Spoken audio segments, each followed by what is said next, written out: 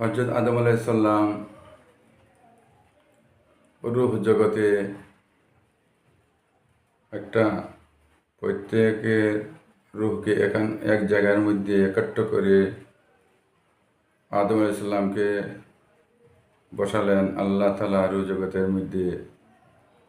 এবং আদম আলাইহিস সালাম বললেন, ওরা কারা? তখন আল্লাহ তাআলা আদম আলাইহিস সালামকে বললেন, ওরা আপনার সন্তানদের মধ্যে আসবে। তখন প্রত্যেক রূহের দিকে আদম আলাইহিস সালাম চাইতে আরম্ভ করলেন। চাইতে চাইতে একজনের দিকে তার খুবই বেশি মায়া দরদ লাগলো। আল্লাহকে বললেন, হে আল্লাহ, ও রূহ সে কে?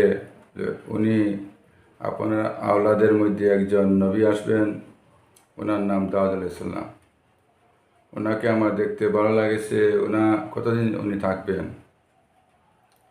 তখন আল্লাহ তাআলা বললেন, উনি 40 বছর থাকবে।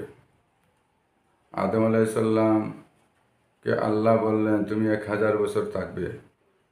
তো আল্লাহ তাআলা বললেন, আমি 1000 বছর থাকবো, আমার আওলাদ, আমার ছেলে দাউদ 40 বছর থাকবে, তাকে একটু বাড়িয়ে দেন। আল্লাহ বলবেন, না, বাড়ানো যাবে না। তখন আদম আলাইহিস সালাম বললেন, আমার 1000 বছর থেকে 60 বছর ওনাকে দিয়ে দিলাম। তখন আল্লাহ তাআলা ওনার 60 বছর দেওয়ার সাথে সাথে ওনার 100 বছর হয়ে গেল। দাউদ আলাইহিস সালাম 100 বছর বাঁচবেন। এরপরে যখন আদম আলাইহিস সালামকে দুনিয়াতে পাঠানো হলো, তখন বছর যাইতে যাইতে যাইতে এক সময় 940 বছর পর মালাকুল মউত ফিরিস্তা এসে হাজির হলেন। তখন ফিরিস্তা বললেন, মালাকুল মউত বললেন, আদম আলাইহিস সালামকে বললেন, আমি মালাকুল মউত আপনার রূহ কবজ করার জন্য এসেছি।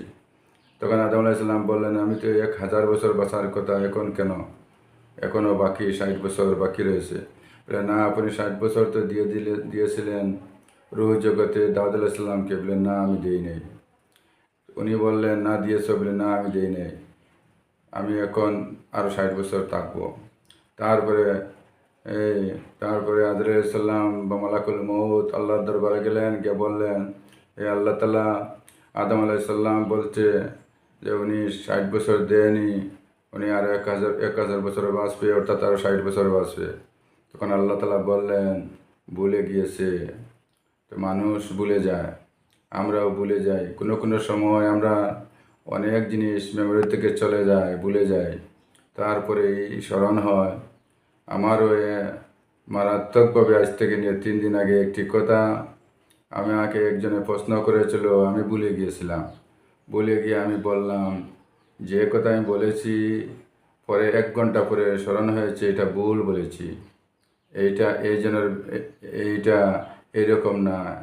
তারপরে আমি আবার 1 ঘন্টা পর আমি শুধরাইছি, কইছি আমার ভুল হয়ে গেছে, আমার স্মরণ থেকে চলে গিয়েছিল, এখন স্মরণ হয়েছে। দেখেন, আমাদের স্মরণ এইরকম, আমরা ভুলে যাই, আল্লাহ ভুলেন না। আল্লাহ তাআলা আমাদেরকে আমাদের ভুলের জন্য মাফ করেন। আল্লাহ আমাকে মাফ করুন, আমাদের সবাইকে মাফ করুন।